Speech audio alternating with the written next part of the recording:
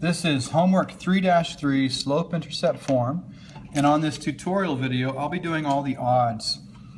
Okay, so all the odds are the left-hand side on both sides of the paper, so we'll be going through those together. So the first section says find the slope and y-intercept of the graph in each equation. Okay, slope is just a vocabulary word for the m value in our equation. Y-intercept is a vocabulary word for the b value.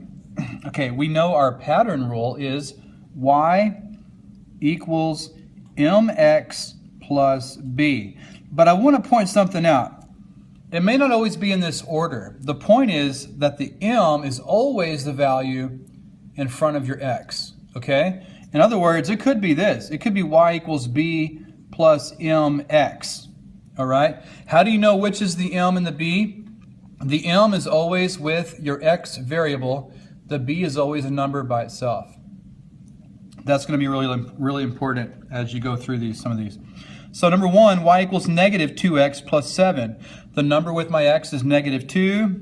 That's my m. The number by itself, that's my b. Number three, y equals, let me zoom in for you. Y equals negative 7x minus 8. Okay, the number with the x is negative 7. And I want to point something out here. You don't want to say the b is 8. Because remember, by default, it's y equals mx plus b. If that plus sign has become a minus, then that's actually a negative 8. Okay, remember, just the way to remember it easily is just the sign in front of the number, or the math that's happening in front of the number goes with that number. That negative goes with the 7, and that minus sign becomes a negative on the 8. All right, number three, there's something missing. There's just one number. Is it the m or is it the b? Well, if you remember what I said, the m is always attached to our x variable. This negative 9 is not attached to our x variable, so it cannot be the m. It is the b value. So your question might be, what is the m? Well, if there is no m in the equation, you learn to recognize that the slope, or the m, is actually 0. All right? And here's what's going on in the situation. If you wrote the whole thing out, it would be y equals 0x minus 9. But we know that whenever 0 is multiplied by something, it all becomes 0. So this whole thing basically disappears, and you're left with y equals minus 9. So that is a special case. And what type of line would this graph make? Whenever you have a slope of 0, you have a horizontal line. So if you put this in the calculator, y equals negative 9, you would get a line going like this, and it would be 9 down from the x-axis, because it's always, the b value is negative 9, and the y value is always negative 9. Okay, number 6, we're going to unfold, and we're doing all the odds. So number 7 and 9 are the opposite of what we just did over here. Now they're giving us the m and the b, and they want us to write the equation. So I'm going to write our little pattern here again. So my m is 1. I'm going to put the 1 right there. Y equals 1x. And my b is negative 4. I'm going to put that right here. Yes, I could do y equals 1x plus negative 4. But the simpler way to write this would be y equals, and my 1 could be understood, so it could just be y equals x with an invisible 1. Instead of this redundancy here, plus negative 4, I could just say minus 4. Now both of these answers are acceptable, but this is the one that you will see more often. Number 9, the m is 0 and the b is 3. We just saw when the slope is 0 over here, right? So we could write y equals 0x plus 3. But we learned just a minute ago that goes away, and we don't want to put y equals plus 3. It's actually, if there's just a number by itself, you don't have to put a plus sign in front. So it's just y equals 3. Again, both of these are acceptable answers, but this is the one you're going to really see in practice. Okay, let's go to number 11.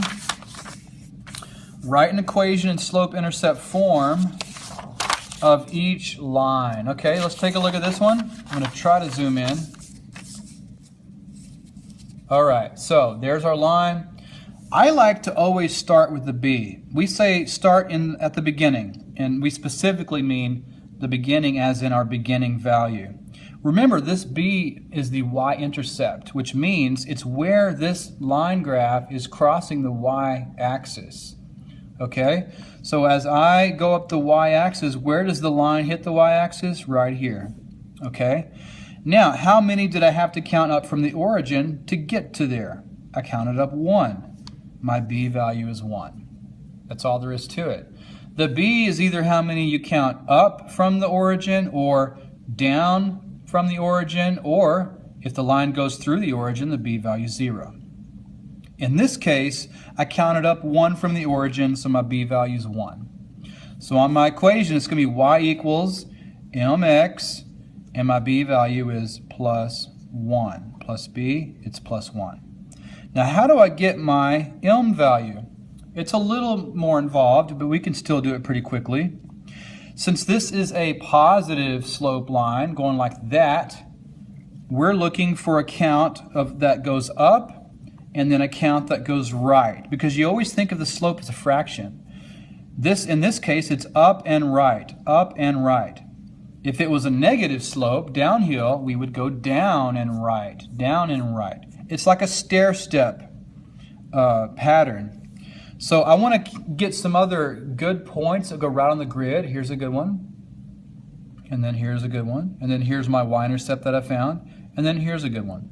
So to do my stair steps and go up and right, I start here and I go up 2, 1 to the right. Again, up 2, 1 to the right.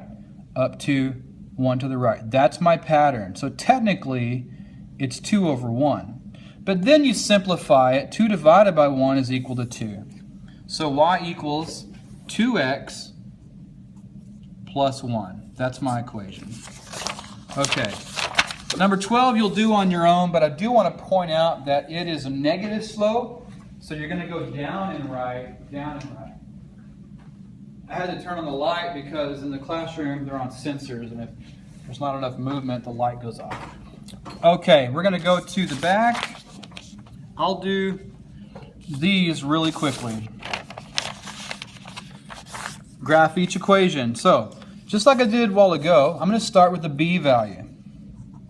That minus 2 is actually a negative 2. My b value is negative 2. My m value is an invisible 1, which for my purposes, I'm going to think of it as 1 over 1, because I need both values, right? I need my up value and my value for going to the right. So now that I have my b and my m, I'm going to go down 2 and put my first point, my y-intercept. And from there, I know I'm going up and right because it's a positive.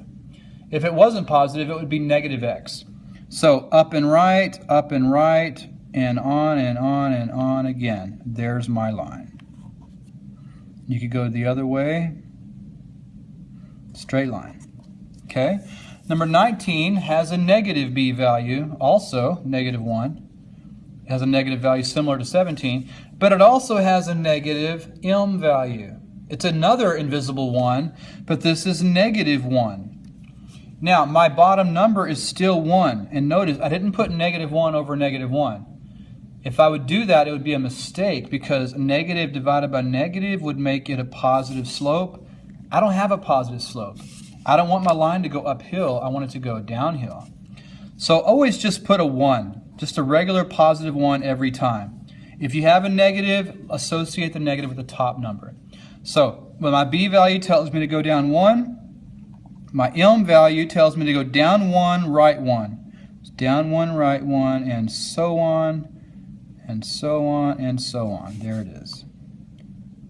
You could get a straight edge if you wanted to do that quickly, and there's your line. Number 21, y equals half x plus 2. There's my b value, a positive 2. My m value, and this time they already have the fraction for me. I don't have to put a 1 on the bottom. So I start going 2 up from the origin, and then up 1, 2 to the right, up 1, 2 to the right. up 1, 2 to the right. A mistake would sometimes be to go up 2, 1 to the right. That would be counting it backwards of what it actually says. Okay. And then there's your line. Notice this line is a little bit flatter. It's less steep than, say, these other ones, because half is it's smaller than 1. So this line is steeper than this line. 23 is a word problem. Let's do it real quick. A car is traveling at 45 miles per hour. Write an equation that models the total distance d traveled after h hours. Now, I'm going to use y and x for now. Then we'll turn it into the letters that they want. Okay? Now, we've taught you guys to look for the words per, each, or every to find the slope. There is no word per, each, or every, but if you look more closely, and if you heard me read it, I did say miles per hour because that's how you read that. So the word per is there. The closest number to that is 45, and that is my slope. What it means is,